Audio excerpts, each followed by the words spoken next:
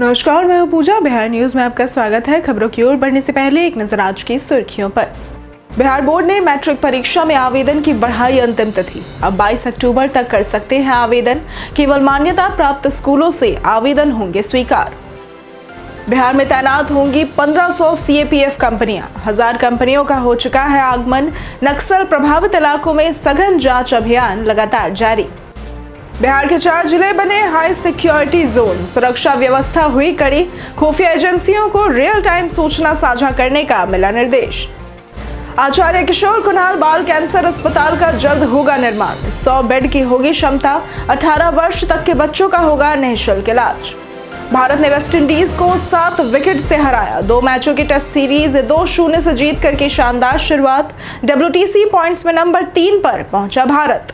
चलिए अब बढ़ते हैं शाम तक की बड़ी खबरों की ओर विस्तार से। बिहार बोर्ड ने मैट्रिक परीक्षा में आवेदन की बढ़ाई अंतिम तिथि।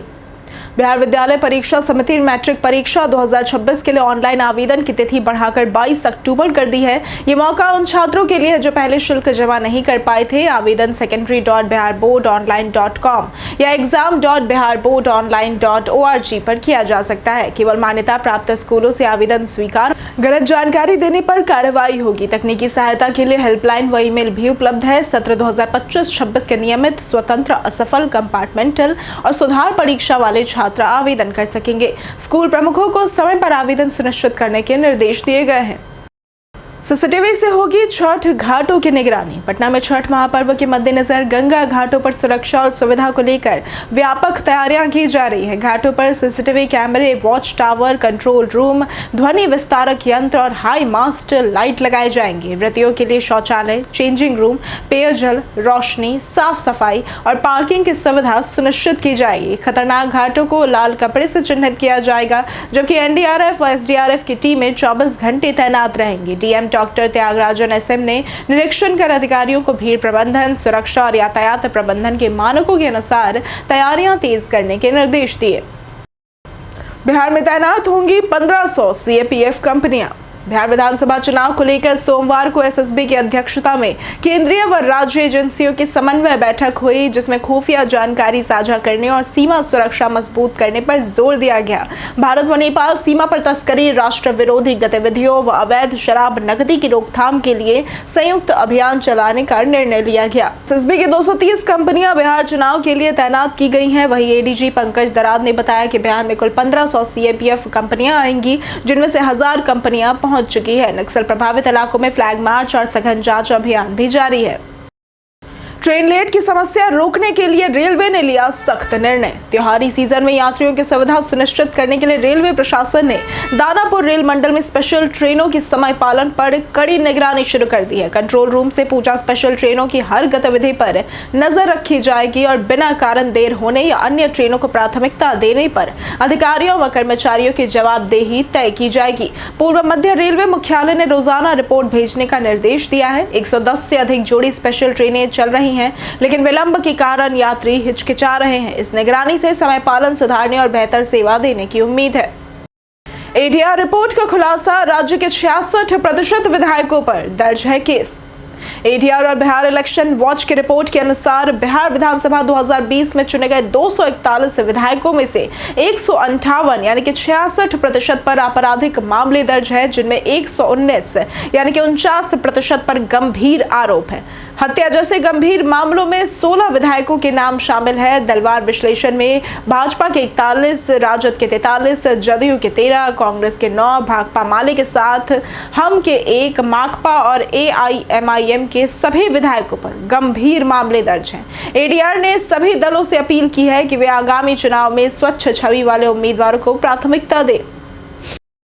बिहार के 4 जिले बने हाई सिक्योरिटी जोन। बिहार में विधानसभा चुनाव को देखते हुए मुजफ्फरपुर, पटना, गयाजी और भागलपुर को हाई सिक्योरिटी जोन घोषित किया गया है। इन जिलों में सुरक्षा व्यवस्था कड़ी कर दी गई है। रेलवे स्टेशन, बस स्टैंड, भीड़ भाड़ वाले इलाकों में लोकल पुलिस के साथ अर्धसैनिक बलों की तैनाती है। शहरों के प्रवेश और निकास मार्गों पर वाहनों की सघन जांच हो रही है, ताकि अवैध नकदी और शराब की तस्करी न हो सके। खुफिया एजेंसियों को रियल टाइम सूचना साझा करने और सतर्क रहने के निर्देश दिए गए हैं। इन सख्त इंतजामों से चुनावी माहौल में सुरक्षा व्यवस्था मजबूत बनी हुई है। पटना साहिब में स्थापित होंगे पवित्र पादुका। गुरु गोविंद सिंह जी और माता साहेब कौर जी की पवित्र जोड़े साहिब यानी कि चरण पादुका को दिल्ली से पटना साहिब गुरुद्वारा में स्थापित किया जाएगा।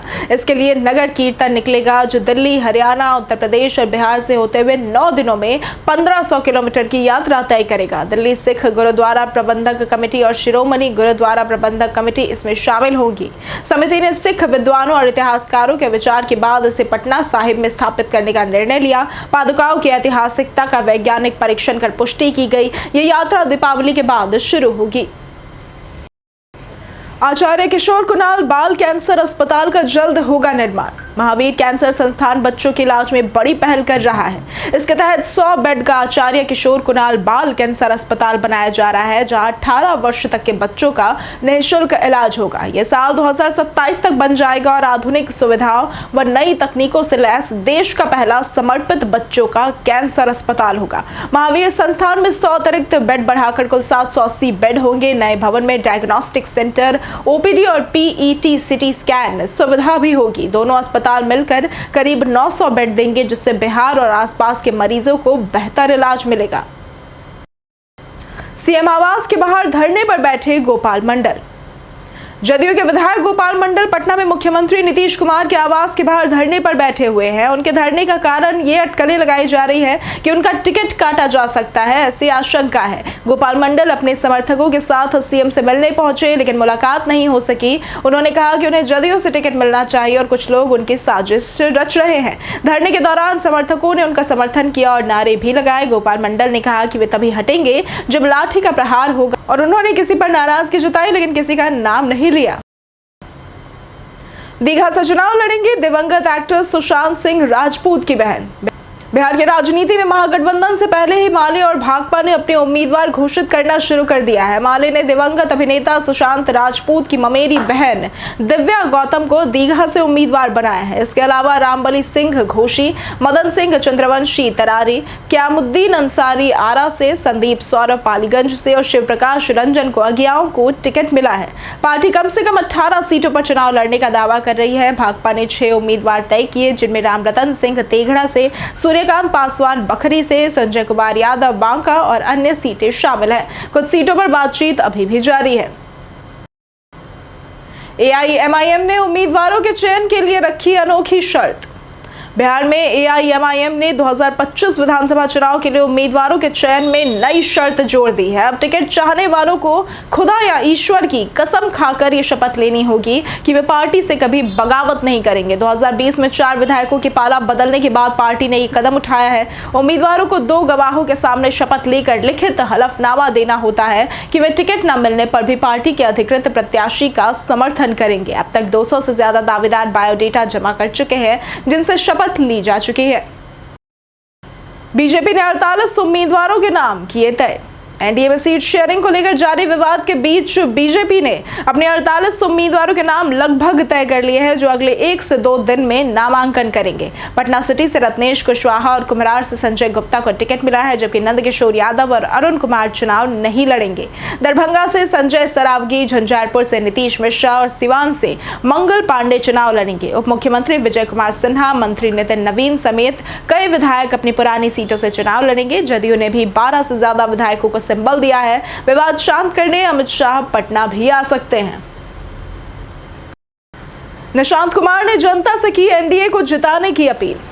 बिहार में 6 नवंबर को पहले चरण का मतदान होने से पहले मुख्यमंत्री नीतीश कुमार के बेटे निशांत कुमार ने जनता से एनडीए को जिताने और नीतीश कुमार को फिर से मुख्यमंत्री बनाने की अपील की है। उन्होंने राज्य सरकार के कामों की तारीफ करते हुए 1 करोड़ नौकरियों, महिलाओं को 35% आरक्षण और अन्य विकास कार्यों का हवाला भी दिया। चुनाव से पहले निशांत कुमार राजनीतिक चर्चाओं में रहे। पटना में उनके समर्थन में पोस्टरबाजी हुई और उन्हें जदयू में बड़ी जिम्मेदारी देने की अटकलें भी लगी। हालांकि उन्होंने सक्रिय राजनीति में प्रवेश पर कोई स्पष्ट बयान नहीं दिया, फिर भी उन्होंने नीतीश सरकार की सफलता पर भरोसा जताया। संजय झा ने सीएम नीतीश के नाराज होने की अटकलों को किया खारिज। जनता दल यूनाइटेड के कार्यकारी अध्यक्ष संजय झा ने बिहार विधानसभा चुनाव को लेकर चल रही अटकलों को खारिज करते हुए कहा कि मुख्यमंत्री नीतीश कुमार खुश हैं और चुनावी मैदान के लिए पूरी तरह से तैयार है। उन्होंने बताया कि नीतीश कुमार एनडीए के सभी घटक दलों और बीजेपी के नेताओं से संपर्क में है और जो भी निर्णय हो रहा है वो सभी बातचीत से बाद लिया जा रहा है। एनडीए में सीटों के बंटवारे का फैसला मंगलवार शाम तक तय हो जाएगा। जेडीयू 101, भाजपा 101, लोजपा 29, आरएलएम 6 और हम 6 सीटों पर चुनाव लड़ सकती है। भारत ने वेस्टइंडीज को 7 विकेट से हराया। शुभमन गिल की कप्तानी में भारतीय क्रिकेट टीम ने वेस्टइंडीज के खिलाफ 2 मैचों की टेस्ट सीरीज 2-0 से जीतकर शानदार शुरुआत की। दिल्ली में खेले गए दूसरे टेस्ट में भारत ने वेस्टइंडीज को 7 विकेट से हराया और इस जीत के साथ भारत ने 23 साल से वेस्टइंडीज पर अपना दबदबा बनाए रखा है। दोनों टीमों के बीच आखिरी बार 2002 में भारत को हार मिली थी। मैच में केएल राहुल ने नाबाद 58 और साई सुदर्शन ने 39 रन बनाए। भारत की पहली पारी 518, वेस्टइंडीज की पहली पारी 248 और दूसरी पारी 390 रही। वो WTC पॉइंट्स में भारत नंबर 3 पर बना है। बीते दिन हमारे द्वारा पूछे गए सवाल का जवाब आप लोगों में से बहुत लोगों ने हमारे कमेंट सेक्शन में लिख कर दिया है। जिन्होंने हमारे द्वारा पूछे गए सवाल का जवाब दिया है उनके नाम है अनवर करीम खान, राजकिशोर महतो, मुन्ना प्रसाद, रंजीत यादव, लक्ष्मी मेहता, रंजीत मिश्रा, राकेश मिश्रा, राजू कुमार, नौशाद रजा, आलोक प्रियदर्शी, अनिल सिंह, रंजय तिवारी, नवल कुमार, बिपिन वर्मा, जगन्नाथ साह, कुश कुमार यादव, पवन कुमार, कुणाल कुमार, सुबोध पासवान, विनोद शाह, मनोज दास, नंदन कुमार और ज्योति कुमारी। इसके साथ बढ़ते हैं आज के सवाल की ओर। आज का सवाल है, आपको क्या लगता है क्या मीडिया स्थानीय मुद्दों को सही तरीके से कवर कर रही है? आप अपना जवाब हमें हमारे कमेंट सेक्शन में लिखकर जरूर बताएं। आज के लिए सिर्फ इतना ही। बिहार की तमाम खबरों के साथ बने रहने के लिए देखते रहे बिहारी न्यूज़ और साथ ही अगर आप YouTube चैनल पर देख रहे हैं तो चैनल को सब्सक्राइब करें और अगर आप फेसबुक पेज पर देख रहे हैं तो लाइक और फॉलो जरूर करें।